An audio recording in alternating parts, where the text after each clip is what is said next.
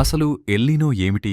El Niño కారణంగా 2026 నుంచి 27 వరకు సంవత్సరంలో వాతావరణం ఏ విధంగా మారబోతోందనే ఆందోళన వ్యక్తమవుతుండగా, వాతావరణ మార్పులకు కారణమయ్యే ఎల్నినోకి అసలా పేరు ఎలా వచ్చిందో తెలుసుకోవాలి.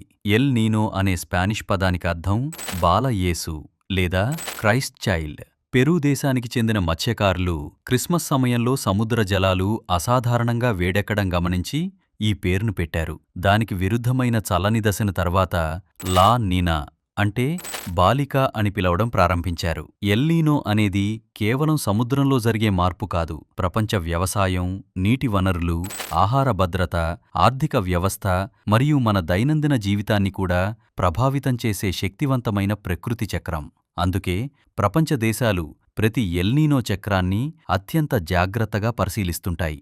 ఎందుకంటే సముద్రంలో కేవలం 2 డిగ్రీల మార్పు ప్రపంచ భవిష్యత్తునే మార్చగలదు. ఇలాంటి మరిన్ని ఆసక్తికరమైన డేటా, విజ్ఞానభరితమైన ఫ్యాక్ట్స్ కోసం మా ఛానల్ను సబ్స్క్రైబ్ చేయండి.